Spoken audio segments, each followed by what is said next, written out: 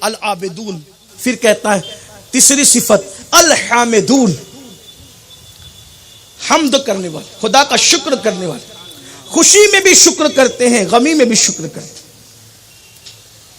کیا وہ لوگ ہیں؟ یہاں تو خوشی میں بھی شکر نہیں ہے، خوشی میں بھی شکر نہیں ہے. اور یاد رکھنا، جو قوم شکر کرنا چھوڑ دیتی ہے اس قوم پر نعمت اترنا بند ہو جاتی ہے. شکر کرو، لیا تو بھی شکر کرو، دیا تو بھی شکر کرو. اور یاد رکھنا اس کا کوئی کام حکمت سے خالی نہیں ہے. لوگ کہتے ہیں یہ ہو گیا، یہ ہو گیا. ارے کیا ہو گیا؟ کچھ نہیں ہوا، جو کیا اچھا کیا.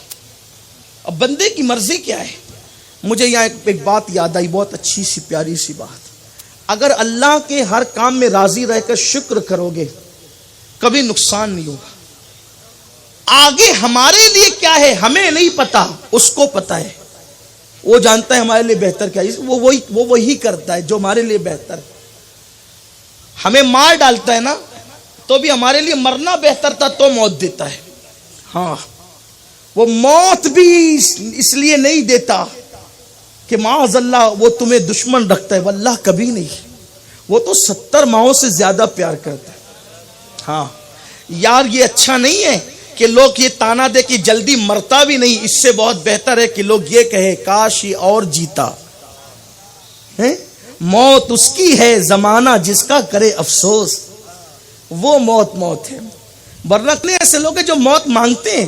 اسی لیے اللہ کے رسول دعا کرتے تھے، اللہ مجھے اس سے پہلے تو دنیا سے اٹھا.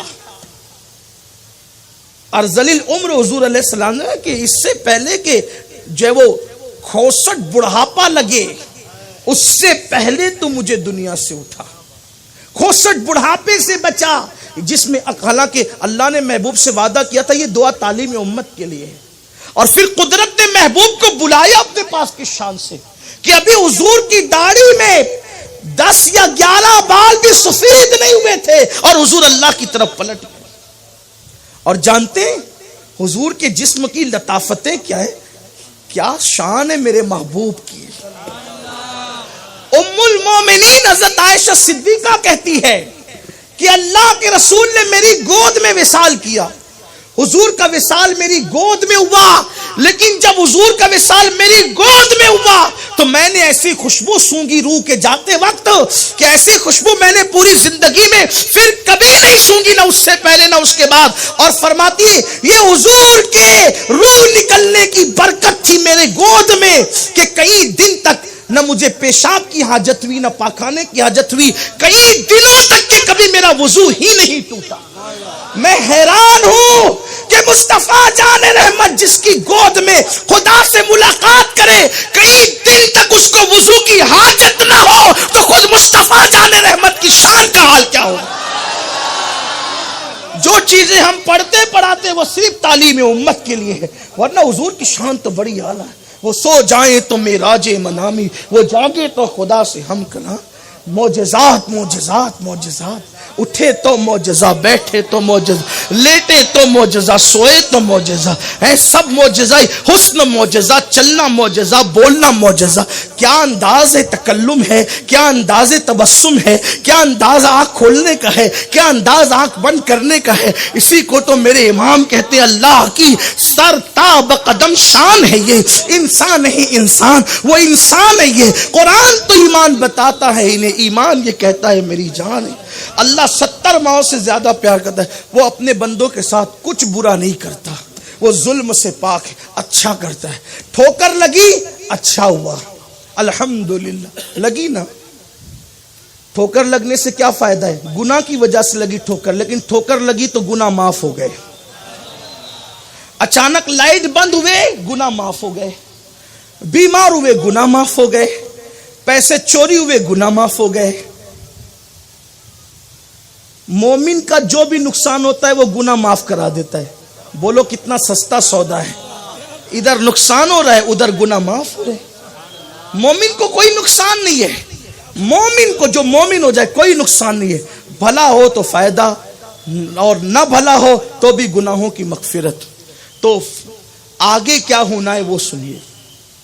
بات چونکہ مغرب میں بالکل بات مغرب تک کے ختم کرنی ہے، ابھی تو ہم تیسری صفت پر پہنچے اور اوپر کی اعتبار سے 5ویں صفت پر، لیکن مجھے آج یہ پوری 9 صفت پڑھ دینا ہے، چاہے پھر تشریح ہو یا نہ ہو ایسی پڑھ دوں گا اللہ کی توفیق سے۔ لیکن اللہ کرے ہم اس آئینے میں اپنے آپ، میں بھی اور آپ بھی اپنے آپ کو دیکھیں۔ ایک گاؤں میں ایک اللہ کے ولی رہتے تھے، ایک گاؤں میں اللہ کے ولی رہتے تھے، اور اس گاؤں کا رواج یہ تھا مرغا پالتے تھے، مرغا پالتے تھے۔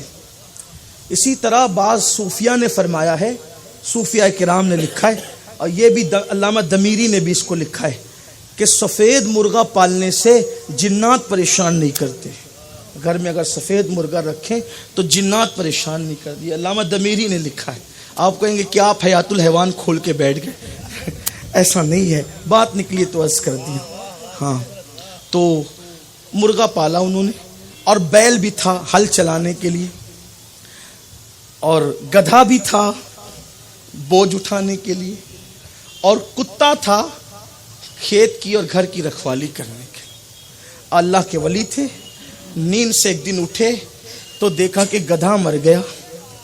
بیوی آئی، دیکھا گدھا مر گیا، عورتیں تو عورتیں ہوتی ہے، گدھا مر گیا، کوئی بات نہیں، اللہ کا شکر کرو، جس حال میں رکھے کوئی نہ کوئی حکمت ہوگی۔ دوسرے دن بیل مر گیا،